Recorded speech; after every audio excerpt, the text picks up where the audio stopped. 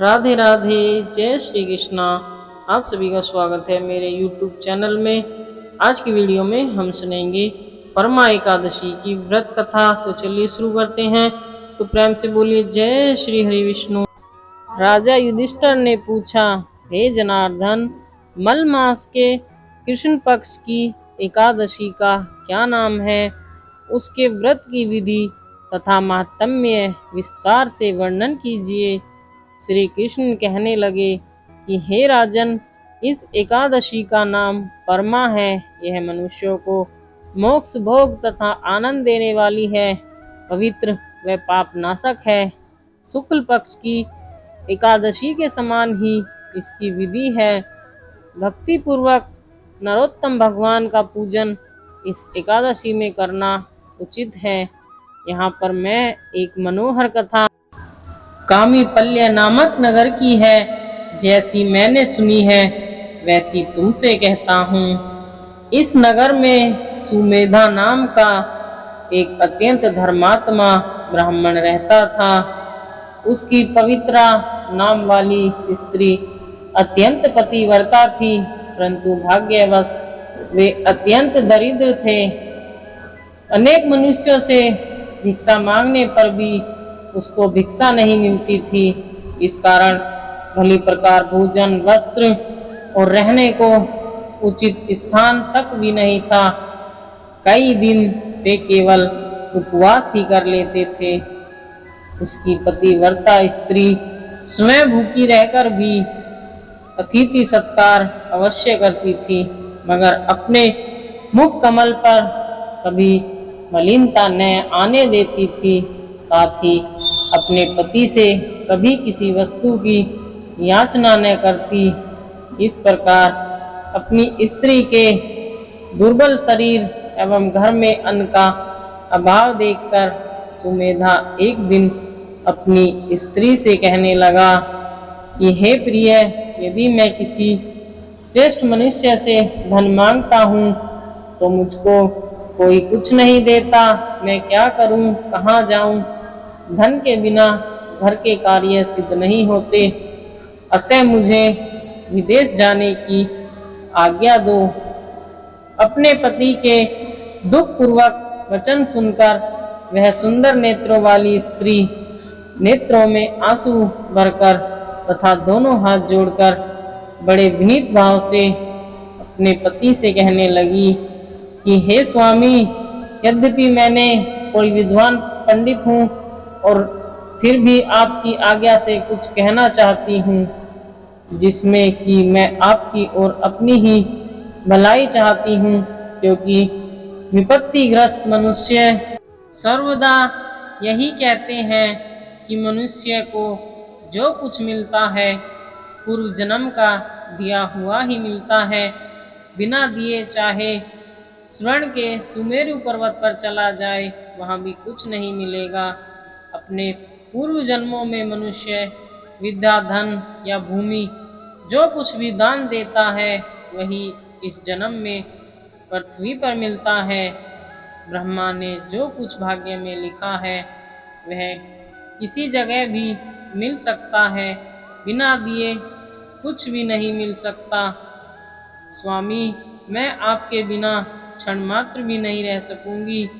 माता पिता, भाई बांधव, सास ससुर और दूसरे कुटुंबी जन कोई भी आदर सत्कार नहीं करेगा। सब पतिहीन तथा भाग्यहीन कहकर निंदा करेंगे। अतः आप इसी जगह रहकर जो भी मिले उसी में सुख मनाइए। अपनी स्त्री के ऐसे वचन सुनकर वह ब्राह्मण विदेश नहीं गया। एक समय मुनियों में श्रेष्ठ कौनिंड्य ऋषि भाग्यवश वहां पर आ गए।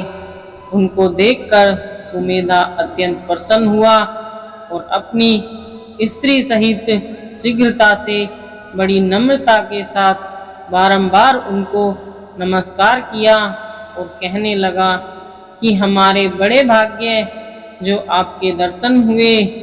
ऐसा कहकर सुंदर आसन दे मुनि की पूजा की तथा श्रद्धा के साथ मुनि को भोजन कराया। उस श्रेष्ठ पतिव्रता स्त्री ने मुनि से पूछा कि महाराज, दरिद्रता का नाश कैसे होता है, बिना दान किए हुए भी धन, विद्या, स्त्री और दूसरे पदार्थ कैसे प्राप्त हो सकते हैं। मेरे पति मुझे छोड़कर धन की आशा में विदेश जा रहे हैं। मैंने उनको रोका है। मेरे भाग्यवश आप यहाँ आ गए हैं। अतः हे महामुनि, कृपा करके कोई ऐसा उपाय, व्रत, तीर्थ या तप बताइए जिससे हमारा यह दुख दरिद्र दूर हो सके। उस सुशीला के ऐसे वचन सुन अपने मन में सब पापों, दरिद्रों और दुखों का नाश करने वाले उत्तम व्रत का विचार कर मुनि कहने लगे कि हे सुशीले, मल मास के कृष्ण पक्ष की भगवान की अति प्रिय भक्ति देने वाली परमा नाम की जो एकादशी है, तुम उसका श्रद्धापूर्वक व्रत करो। उसके करने से मनुष्य धन धान्य से संपन्न हो जाते हैं। विधि पूर्वक व्रत और रात्रि को नृत्य, गीत आदि करके जागरण करना चाहिए। इस व्रत को सबसे पहले कुबेर जी ने किया था। तब शिव जी ने प्रसन्न होकर उनको धन का स्वामी बना दिया। फिर अपने पुत्र को बेचने वाले राजा हरिश्चंद्र ने किया तो अपना खोया हुआ राज्य, ऐश्वर्य तथा स्त्री को पुनः प्राप्त किया। अतः तुम भी इस व्रत को करो। हे पांडव, इतना कहकर अति प्रसन्नता के साथ ऋषि ने व्रत की सब विधि उनको समझाई और फिर उनसे पंचरात्रि का शुभ कारक व्रत का वर्णन किया, जिसके अनुष्ठान मात्र से ही भोग और मोक्ष दोनों प्राप्त होते हैं। उन्होंने कहा कि परमा एकादशी के दिन प्रातःकाल नित्य क्रम से निर्वृत्त होकर यथाशक्ति पंचरात्रि व्रत का नियम करें। जो प्रातःकाल स्नान करके 5 दिन तक पर्यंत निराहार रहता है, वह अपने माता पिता तथा स्त्री सहित विष्णु लोक को जाता है। जिसने 5 दिनों तक स्नान आदि करके विधि पूर्वक ब्राह्मण भोजन कराया, उसने देवता, मनुष्य, राक्षसों सहित सबको भोजन करा दिया। जो स्नान करके 5 दिन तक तिल से भरकर पात्र का दान करते हैं, वे समस्त सुखों को भोगकर सूर्यलोक में आनंद करते हैं। जो घी के पात्र का दान करते हैं और ब्रह्मचर्य से रहते हैं, वे देवांगनाओं के साथ स्वर्ग में आनंद करते हैं। ऋषि कहने लगे कि हे सुशीले, तुम भी अपने पति सहित इस व्रत का पालन करो। इस व्रत के करने से अन्न और धन से युक्त होकर अंत में स्वर्ग को जाओगे। उस ब्राह्मणी ने ऋषि की बताई हुई विधि के अनुसार व्रत किया तथा 5 रात्रि के समाप्त होने पर परमा एकादशी का व्रत किया। व्रत के पूर्ण होते ही उस स्त्री ने एक राजकुमार को वहां आते देखा। राजकुमार ने ब्रह्मा की प्रेरणा से सब सुंदर वस्तुओं सहित नवीन ग्रह देकर उसमें उनका निवास कराया। तत्पश्चात उस राजकुमार ने 1 ग्राम उनकी जीविका के निमित्त दान दिया। मलमास की कृष्ण पक्ष की परमा एकादशी का आदर सहित व्रत करने से वे समस्त पापों से मुक्त होकर विष्णु लोक को गए। जो मनुष्य यह मानव देह प्राप्त करके भी मल मास में एकादशी का व्रत नहीं करते, वे 84 लाख योनियों में भ्रमते हुए दुख पाते हैं। मनुष्य देह अत्यंत दुर्लभ बड़े पुण्य के प्रताप से मिलती है। कृष्ण भगवान द्वारा कहे हुए इस महात्म्य को सुनकर राजा युधिष्ठिर ने अपनी पत्नी तथा भाइयों सहित एकादशी के व्रत को किया और अनेक भोगों को भोगकर अंत में भगवान विष्णु के वैकुंठ लोक को गए। सूत जी कहते हैं, और जो भी कोई मनुष्य इस मल मास की एकादशी को विधि पूर्वक और श्रद्धा से पंचरात्रि का व्रत करेगा, वह इंद्र के समान भोगों को भोगकर अंत में तीनों लोकों में वंदित होकर विष्णु लोक को प्राप्त होगा। जय श्री हरि विष्णु। आशा करती हूँ कि आज की ये परम एकादशी की कथा आपको पसंद आई होगी।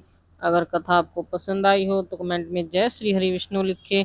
अगर आपको मेरी वीडियो अच्छी लगती है तो वीडियो को लाइक कमेंट शेयर करें, और अगर आपने अभी तक हमारे चैनल को सब्सक्राइब नहीं किया है तो चैनल को सब्सक्राइब करके बेल आइकन को प्रेस करें, जिससे कि हमारे आने वाले वीडियो की नोटिफिकेशन आपको मिलती रहे।